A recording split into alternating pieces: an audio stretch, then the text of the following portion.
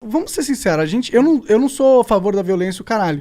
Mas eu tenho certeza que todos aqui nessa mesa são capazes de ser bastante violentos. Em situações específicas, a violência é necessária. Claro. Isso é, inclusive, o próprio Tim Larkin, escritor, ex-CEO oficial da Marinha Americana, no livro When Violence is the Answer, ele descreve. Existem pequenas situações que talvez a maioria das pessoas não passe na vida, ok? Pequenas situações. As que passarem, irão passar no máximo uma, ou raramente uma outra pessoa irá passar no máximo duas, que é quando a sua vida é diretamente ameaçada. Nesses casos onde sua vida está diretamente ameaçada e onde a violência é aplicada, você deve reagir de forma muito mais violenta. Então, em alguns casos super específicos, né? Mas por exemplo, não um comportamento violento. Vou dar um exemplo polêmico aqui, né? Olha lá.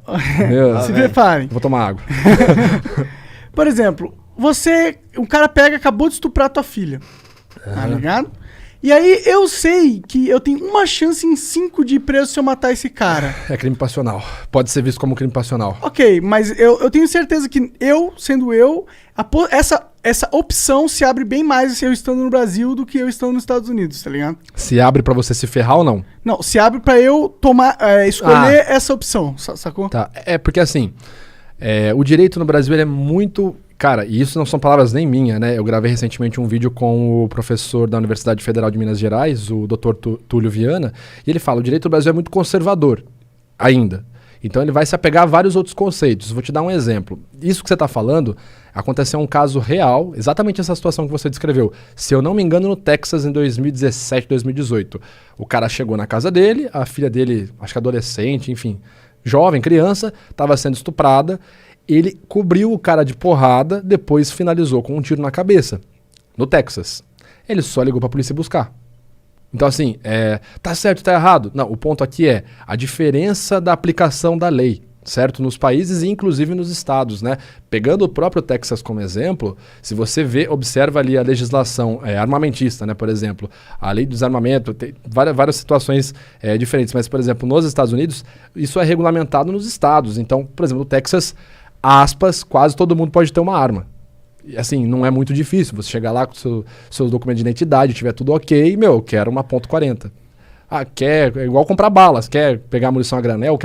Qual munição você quer? Special, mais P, o quê? Você pode ter um arsenal dentro de casa. Sim, são vários pormenores, mas em essência é muito interessante esse ponto da aplicação da lei. Né? É muito diferente no Brasil, cara. Eu pessoalmente gosto bastante da filosofia do Texas. Do Trânsito de Texas. Eu acho que deveria ser. A gente ia copiar um pouquinho essa filosofia. É complicado.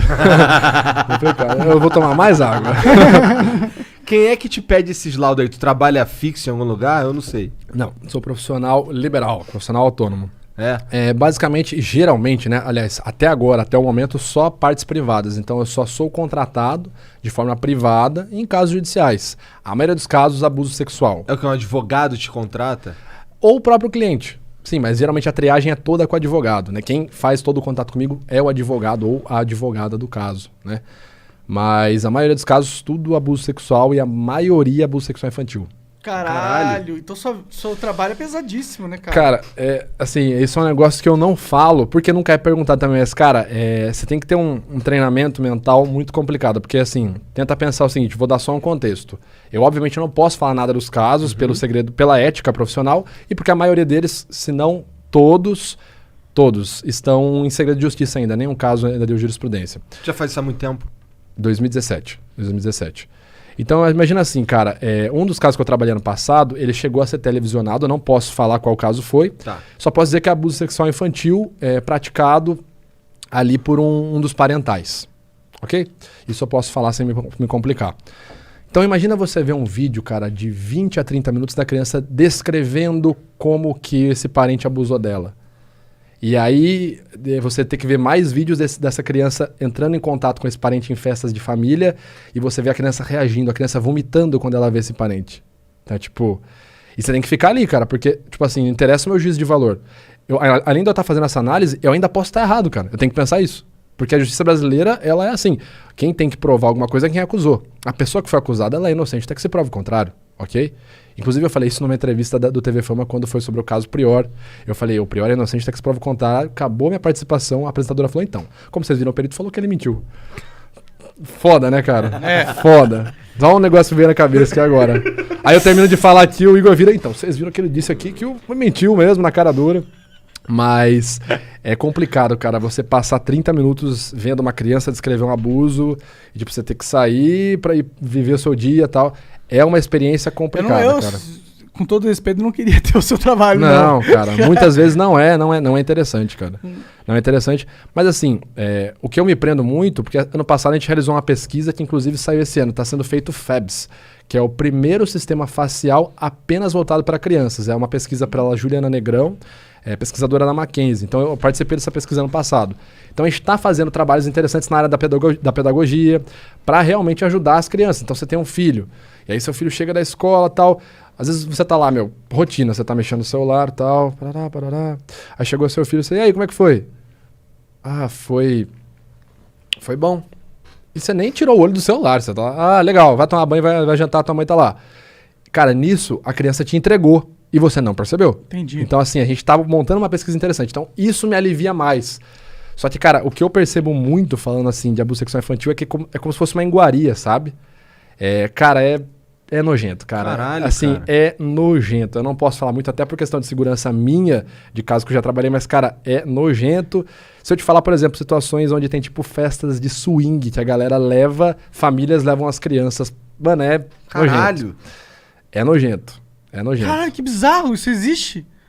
No Brasil. Fuck, Aqui no Brasil. meu. E não é um caso só. E eu digo que eu não queria ter esse emprego porque eu sei que é difícil, mas eu sei que ele é muito importante que exista. E que ajuda. Tá fazendo algo de bom com também. certeza. E que ajuda muitas pessoas, eu não duvido disso. Só que deve realmente ser. Tipo, eu pessoalmente não sei se eu teria estômago, tá ligado? Deve ser algo realmente complicado. Eu lido com a internet, já fico maluco, Cara, imagina ter que lidar com essa porra. Cara, é o que eu falo. Quando você lida com essas situações doentias, cara, você vê outras coisas e fala, mano, releva, isso é de boa. Cara, é complicado. Assim, eu tô trabalhando num outro projeto paralelo, que eu espero poder falar sobre ele logo em breve, né? Que é uma série, não posso falar muita coisa, mas é uma série que eu espero que dê certo esse projeto. A gente tá nas tratativas aí. Mas é sobre um serial killer, um assassino estuprador em série, que basicamente, cara, eu fiz até um vídeo sobre ele, é o assassino da minha infância. Porque esse cara, na região que eu moro, ali no interior de São Paulo, ele estuprou e matou de forma brutal. E quando eu falo brutal, para vocês terem uma noção, as crianças que se comportavam durante o estupro, crianças de 5 a 10 anos de idade, esse era o perfil dele, as crianças se comportavam bem, não gritavam como ele falava, ele apenas estrangulava. Essa era a forma de promover, de premiar elas. As que gritavam, choravam, tentavam escapar, ele matava no soco, geralmente primeiro esmagando a mandíbula delas. Então, assim, o cara pesado mais de 100 quilos. Então, primeiro ele esmagava a mandíbula de uma criança de 5 anos, ela ia ficar chorando, sentindo dor, enquanto ele praticava a violência sexual, e depois ele matava no soco que sobrava da criança. Caralho! E esse cara morou a 2 quadras da minha casa, quando eu tinha 5 anos de idade, na época que ele estava na ativa nos crimes. Caralho! Esse é um caso muito cabuloso, cara. E eu creio, assim, memória falsa é uma realidade, mas eu tenho a forte memória de ver ele passando na frente de casa, porque ele ficou conhecido na minha cidade como o assassino da bicicleta.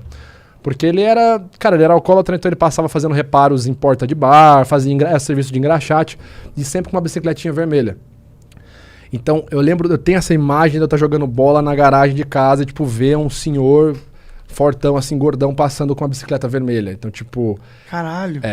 Esse negócio é muito louco, cara. Eu não acredito nessas coisas de energia, espírito, destino. Mas é muito cabuloso esse caso dessa pessoa ter acontecido super perto da minha casa, assim, vamos dizer, na época que o cara tava na ativa, e hoje eu trabalhar com abuso sexual infantil, com análise de abuso sexual infantil. Caralho, realmente é bizarríssimo. Esse cara já era. Imagina. Ele morreu em 2013. Diz na notícia que ele teve um infarto, né? Não sei se realmente foi verdade. Entendi. Mas espero que não. Espero que tenha morrido de uma forma muito Tomara que tenham quebrado o mais maxilar dolorosa. dele.